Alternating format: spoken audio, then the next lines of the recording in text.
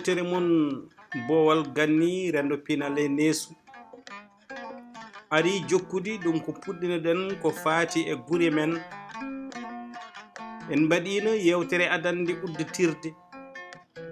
hande eɗen jokko e on ɗon fan gadden kadi wona guri men tan keerori e fannu no innirteni sabu hay leyɗele hay guri tappomaji mataw no tarik addiri wiyeteɓe inni ɗum ɓe mataw wona kañumen goni hotɓe ɗon ɓe kono ko tawaɓe ɗon sen ƴetti yero leydi Sénégal eno tarik addiri sen ƴetti yeru wuro Dakaru Dakar ko lekki wiyete noon eno tarik addiri sen ƴetti yeru e Kaolack inde goro ɗasɗuɗo haw lak koko ɗesi ɗasɗude sen ƴetti yeru e Pikine leydi ndi ganduɗa ndi jaratana hay hunde sa waɗi Pikine tan a heɓat ɗum sen ƴetti yeru e Dagana ko ganduɗa koko dagi e ɗemgal jolfe ma en paam wona gure men tan keerori to banggue fannu no innirani inna koye sifa no heɓirani walla taw ko woɗɓe gari no kalirani deftirani hono noon wadde firti hello tarik kongo woto hayso tawi wayloji ne mbaɗe kono goƴe men ɓurɗo mawnude ko fannu no waylirte inɗe gure men taw fawi koye tabuloji tawatede e nder gure men ɗum no mbirunoɗen ko ɗum ubbugol hello tarik sabu kala wuro inde mum wonko firata e tarik mum heewi hande ɗe jahata guri tawa innuɓe ɗum ɓe sabu tan ɓe ngala alkule keeriɗe walla alkule innade e ɗen ɗon guri ɓe ñawno ɗum wona to bindol ngol tan no windirte e faraysi kono noon ɓe ñawnirta ɗum ko sabu woppude alkulal ngal ɓe tawani e ɗemgal maɓɓe ko gonga so en mbi ƴello ala ko tubako wawi hen innirta ɗum ko jella ala ko jolfo wawi hen so yiiɗi reftude hen no wiyata ko jella ɗon ella ala hen woni caɗele kay ko gure ɗe ganduɗa ɗe ko comde alkule ɗe yimɓe foof mbawi reftude kono ɗo fannu no lelnirani bonna sen mbi hawre eɗen gandi wuro ngo ko hulde wiyeteno ko bayla pereje mawɗo feri sosi wuro ngon ɗon waɗani ɗum tata e saaha nde ɓe kaɓata walla nde ɓe keblanto haare e Satigi Sule Ndiaye ko nden o ummi hulde o yeehi hawre hulde ha joni ina tawe tawde ndewɗa kay koye lawol kallukaji ngol hakkude Semme e Lobani nden noon hawre on ɗon jogade ɗum tarik fawade e kaaƴe nayyi tartiɗe ɗum ɗe kala ko ina innira ɗum awre ɗum ɗon ko bonnude hello tarik hande sa yi alluji ɗe a tawata ina winda hawre tawata ko ina winda awre ɗo so tawi ga arani o dewɗo ɗo on birtiɗo ɗo on e kala ko wawi haalde so haali ɗum an jeeyaɗo o toon walla jeeyaɗo e ngol leñol a wawa famde ɗum ɗon ko haali ɗum ina heewi e nder guri men sa yeehi to Hammadi Hunare ma taw alluwal ngal no windirani Hammadi o ari kono ko Hammadi Unare ɗum ina heewi e gure men hani so tawi a ƴetti lawol Jolof ngol wuro ngo ganduɗa ngo ko Wendu Lumbel ma taw nde ɓe bindirni ko Ween Bel ɓe bindi sa tugnima e alluwal ngal tan ala foof ko ɗum rokkata ma to banggue ɗemgal ngal ina andina ma hol hotɓe ɗo walla hol sosɓe ɗo walla kam hol tarik ngon ɗon wuro hol jeeɓe ɗemgal innugal ngal ɗon wuro Wendu Lumbel tawata ko ɓe bindi Ween Bel kono hay so tawi kadi a yeehi e guri ɗen ɗon a tawi Deyyali ne winda ni ko De'ali cikkata ni mataw ko anglais en cosi ngoɗo wuro wona fulɓe jeeyi ngon ɗon wuro ɗum ina heewi e nder nokkuji kewɗi e nder leydi Sénégal warde ɗen ɗon gueɗe ɗon walla addude on ɗon waylo ko uppude hello tarik ko ganduɗa ngo so tawi haalama yimɓeɓe mbawata andude tugnade inde hesere nde holko ɗum ɗo firti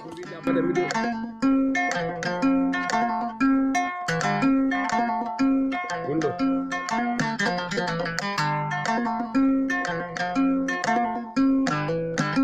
fandu goɗɗo jarɗo haalde ko faate tarik guri ko wiyete inde laamde e inde rendande. Inde wuro jeeya koye inɗe laaɓde, so innama e ɗemgal fotani fireede e ɗemgal gongal. Eɗen jiya wone yimɓe men sabu yidde ɗumen haalde ɗemgal Pulaar, so wiyama ñette mbar mbima calleje tati, so wiyama jamma gën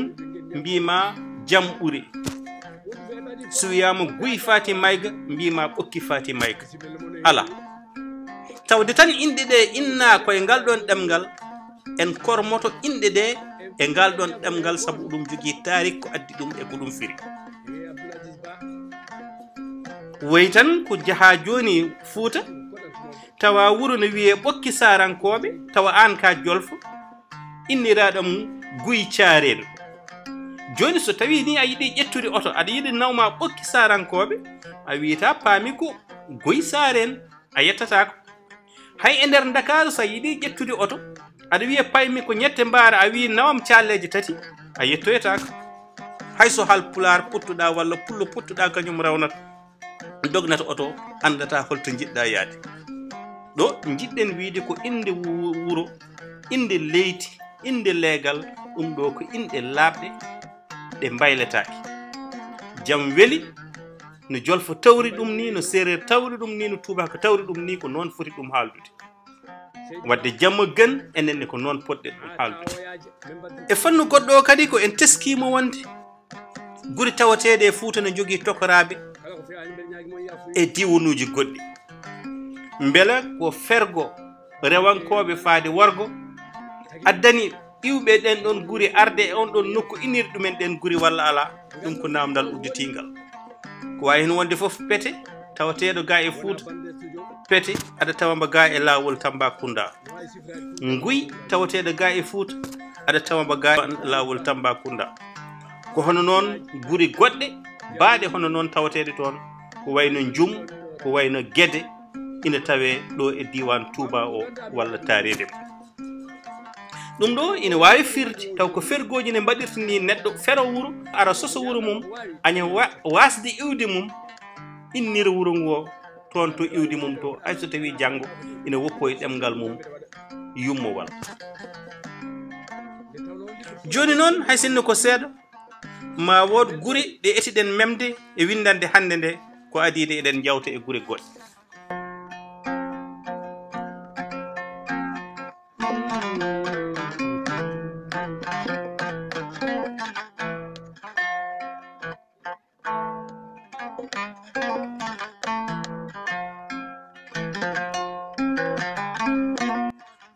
E nder guri ɗe garɗen memde hande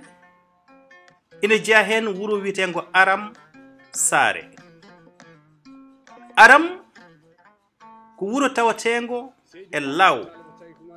wuro ganni sabu yaltinde ɗum yontaɓe hewɓe, hayso en kaaɗi tan e Gella e Ali Fall ina yona. Aram noon so en tugnima e deftere Amadou Hammé Niang sur la berge du fleuve Doué, woodi ko haalani en hen to bange inde wuro ngo e holde sosa. E wiide makko kanko Amadou Hammé Niang, wuro ngo sosa ko hedde hitande 1385. O holliri e nder deftere nde inde wuro ngo ko inde debbo biteɗo Aram Leñan Lo. Hayso tawi woɗɓe mbi ala sosi wuro ngo kay ko ɓesgu ñang-ñangɓe ummiɓe walalde, sabu wasde ɗumen wawde wonde e jimade farba walalde e on saaha. E kala ko wawi hen wonde inde Aram nde kam woni tokoro on ɗon mboɓe mbi ko kañum woni Aram Leñan Lo. Kono noon ene taari ko haaldi ɓen ɓesgu ñang-ñangɓe ummiɓe walalde ngari koɗani gaɗo Aram woni hande ɗo, kono koɗi ko oyo banggue cangol ngabba ngol. Wiyama wonde ni ndoɓe dañoyi jam ɓe jiiɗi taccude cangol ngol, won baroɗe goni ɗon ɓe donki taccude ha ko biteɗo Demba Ali Mamoudou kañum wari noodi kat nodi ɓe taccude on ɗon Demba Ali Mamoudou jeeya ko kenene ina tawe e nder tarik Aram. Wuro Aram ko ñangñangɓe gonata gardiɗo wuro,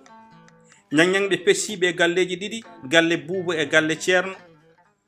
Geygeyɓe so tawi subgo waɗi ko kañumen tabitinta ciino gonɗon subgo walla caloɗum. ɓe lo kala ko fati e gandal e karallagal jamdi e moccugol mum ko kamɓe keedi hen,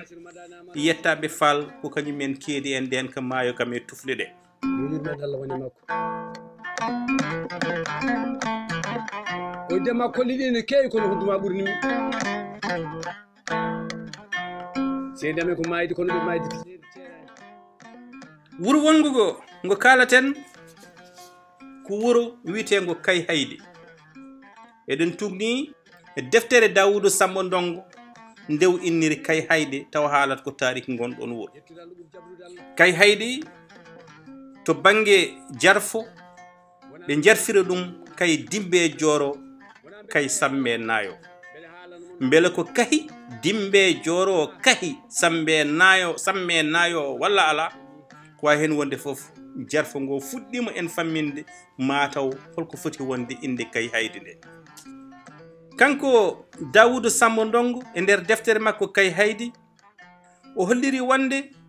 inde nde gueɗe ɗiɗi kalama hen. Won wiyoɓe Kay Haydi, won wiyoɓe Ka Haydi. Wiyoɓe Kay Haydi ɓe mbi ko inde nde ko biyeteɗo Kaayi taw hakkille mum welano koɗnoɗo e dande maayo nokku o. On ɗon Kaayi ko dafaɗo to bange hoore, ko kanko so heyɗi o wiyanno Kaayi heyɗi. Kaayi heyɗi o ɓe mbi yimɓeɓe gaddanamo ñamde. On ɗon Kaayi heyɗi yeehi ha wontoye Kay Haydi. ɗum ko woto e miijoji o yaltini e nder deftere makko Kay Haydi. Woɗɓe mbi Kay Haydi nde ɓe ngari nde ɓe namdi Farmbal nokku o ɓe jiiɗi hodde ɗon, nde anduɓe ɓe jurni nokku o mbi nokku o ko moƴƴo, sabu kala ko hayti so ari ko ɗon haggata. Hayti yeehi ha wontoye Kay Haydi. Gonɗon miijo ɗimmo ari e deftere Dawuda Samba Ndongo nde. Kono kadi o wi Kay Haydi won wiyoɓe ɗum Ka Haydi. ɓen ɗon Ka Haydi noon mbi ko ɗum leggal woni leɗɗe kahe ko kañumen dokkoye inde wuro ngo. ɗum ni ko woote e nder miijoji. Wuro ngo noon yaltini yontaɓe hewɓe guila bange tarikh geyɓe adiɓe arde ɗon ha yetti ɗo ɗo gonɗen. Wuro ngo yaltini anduɓe hewɓe yontaɓe hewɓe. sen limti hen ten Youssouf Gueye tan mataw ino yono, kono kadi to bange sernaɓe waliyaɓe en mbawa limtude koode jamanu jaltude wuro Kay Haydi ngo.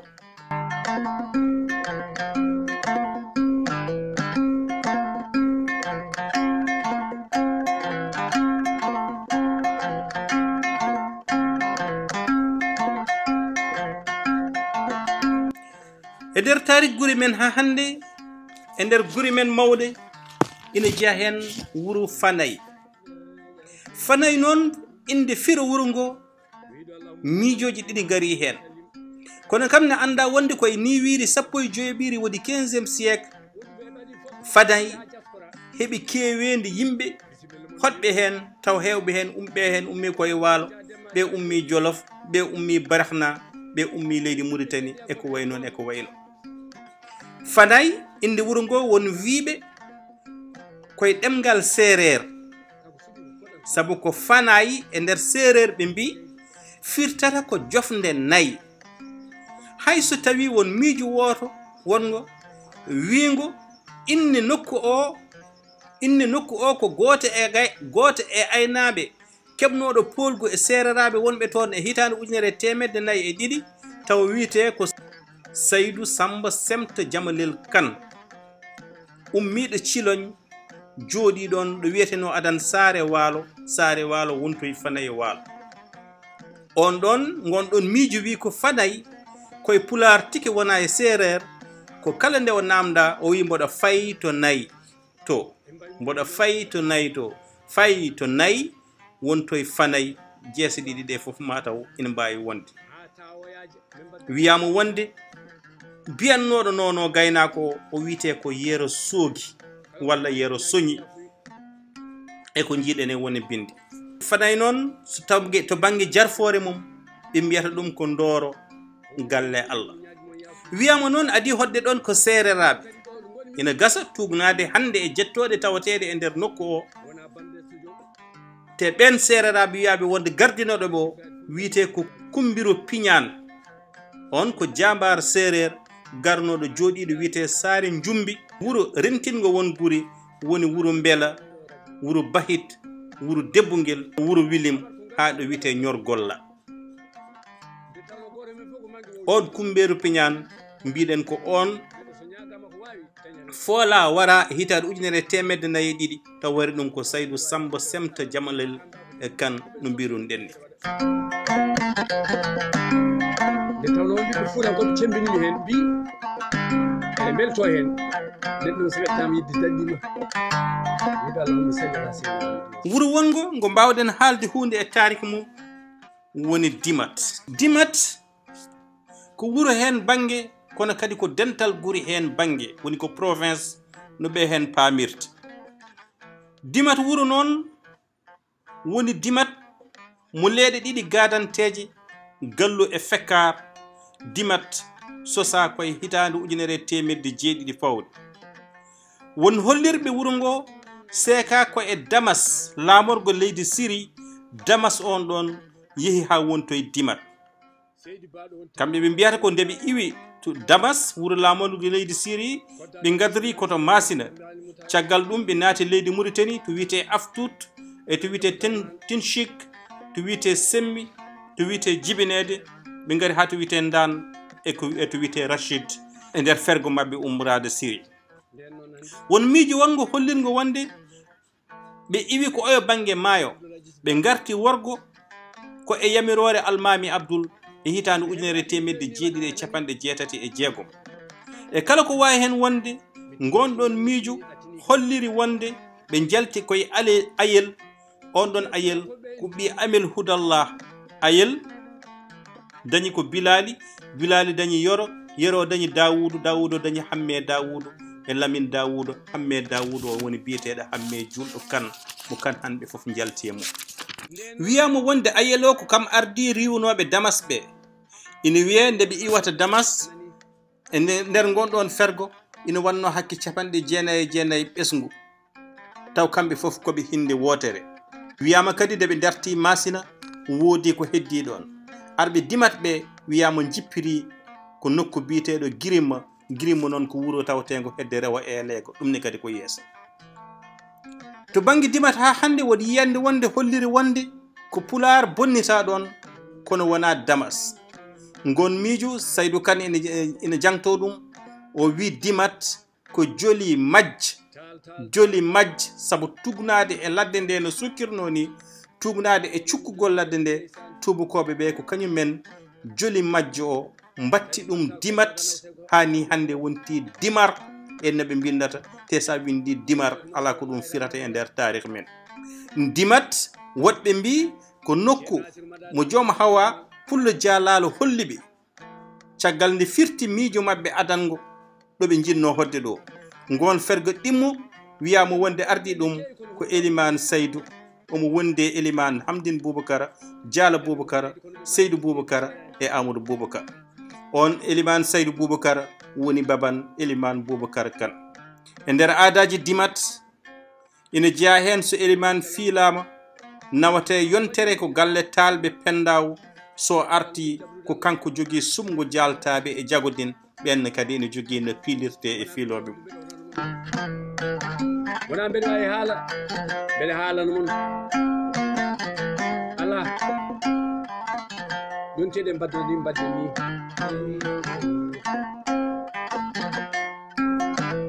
ha hande e nder tarik gure men eɗen mbawi haalde ko Podor joguimo inɗe tati wiyama Podor wiyama Gasba wiyama Duwayra ina gasa tawa tati ɗe foof ala hen gonɗo Pula Podor mataw ko Podor woni pot or ubbunoɗo e won gaska kan gaska addoye Gasba ɗum ko julfuɓe kaali ɗum Podor o ko tubakoɓe kaali ɗum Gasba ko gaska ka beele ko gaska ɗo poto ubbino ɗo walla ala ko wawi hen wonde foof safalɓe kañumen dekedi o e banggue inniri ɗum ko Duwayra. Podor yaltini kode mawde ina jeeya hen Ndiak Bobo Moukhtar ina jeeya hen El Hadj Baba Diongo ina jeeya hen El Hadj Baba Mal hande ina jeeya hen Aissata Tall Salen Boubou Salen e yontaɓe wonɓe waaɓe hono noon guile won wonɓe sisiɓe ha e woɗɓe. Podor ina jeeya eko teskine mum fort tawateɗo ɗon taw ko tubakoɓe mbaɗi ɗum ɗon tubakoɓe darni ɗum koye hitande 1994 hayso tawi Faidherbe mahtima ɗum fewndite ɗum e hitande 1992.